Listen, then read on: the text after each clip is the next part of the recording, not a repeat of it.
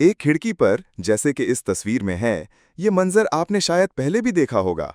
चाहे आप बारिश वाले दिन गाड़ी में सफर कर रहे हों या सर्द सुबहों में खिड़की पर धुंध देखी हो, या आपने ठंडे पानी की बोतल मेज पर रखी हो, आपने जरूर नोट किया होगा कि बोतल या खिड़की की बैरूनी सतह पर पानी के कतरे बन जाते हैं। ये क्यों होता है? क्योंकि हवा में मौजूद पानी की भाप यानी वाटर वेपर जब किसी ठंडी सतह से टकराती है, जैसे बोतल की सतह या खिड़की की सतह, तो वो दोबारा माया यानी लिक्विड में तब्दील हो जाती है। अब हमने सीखा है कि पानी 100 डिग्री सेल्सियस पर उबलता है।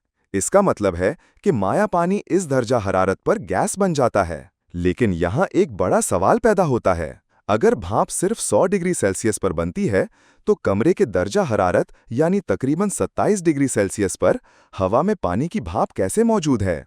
आइए इसका जवाब जानने की कोशिश करते हैं। ये समझने के लिए कि भाप 100 डिग्री सेल्सियस से कम दर्जा हरारत पर भी कैसे मौजूद हो सकती है, हमें एक अमल समझना होगा जिसे हम कहते हैं बुखारात बनना, इवापोरेशन, और देखना होगा कि ये उबलने, बॉइलिंग से किस तरह मुख्तलिफ है।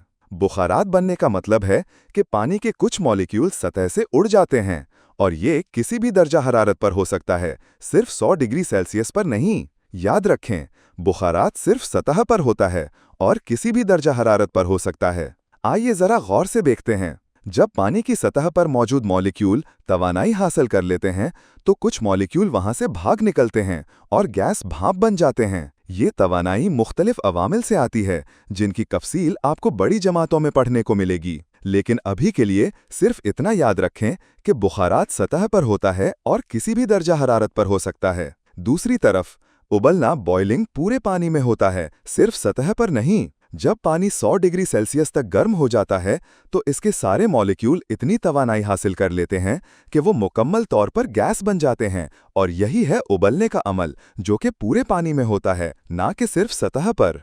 तो अगरचे कमरे का दर्जा हरारत 100 डिग्री सेल्सियस नहीं है, फिर भी बुखारात के अमल से पानी के मॉलिक्यूल हवा में शामिल हो जाते हैं, जिसकी वजह से हवा में पानी की भाप होती है। एक और अहम बात यह है कि वाटर वेपर और भाप में फ़र्क है। भाप एक तकनीकी लफ्ज़ है।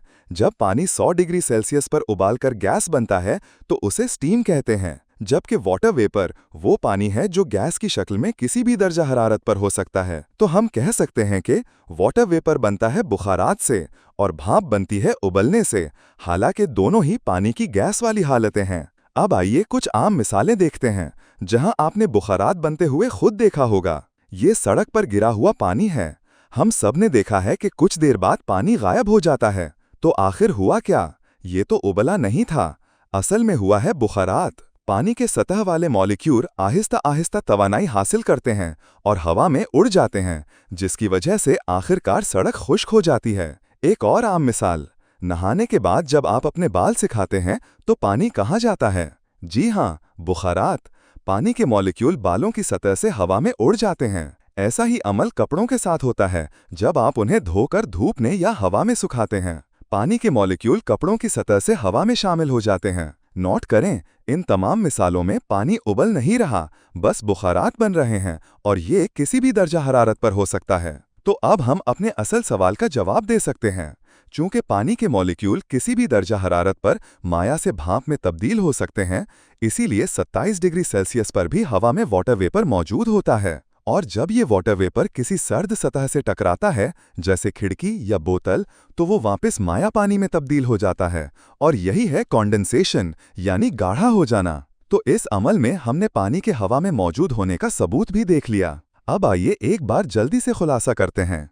बुखारात एक सतही अमल है, सरफेस फिनोमिनन, जो किसी भी दर्जा हरारत पर हो सकता है। बॉयलिंग एक मुकम्मल अमल है, बल्क फिनोमिनन, जो सिर्फ 100 डिग्री सेल्सियस पर होता है, जिसे हम बॉइलिंग पॉइंट कहते हैं। वाटर वेपर वो पानी की गैस है जो किसी भी दर्जा हरारत पर हो सकती है, जबकि भाप सिर्फ 100 डिग्री सेल्सियस पर बनती है। तो अब आपको पता है कैसे पानी का एक कतरा खामोशी से हवा में शामिल हो सकता है, और कैसे वही हवा में मौजूद पानी की भाप किसी सर्द सतह पर दोबारा पानी में बदल सकती है।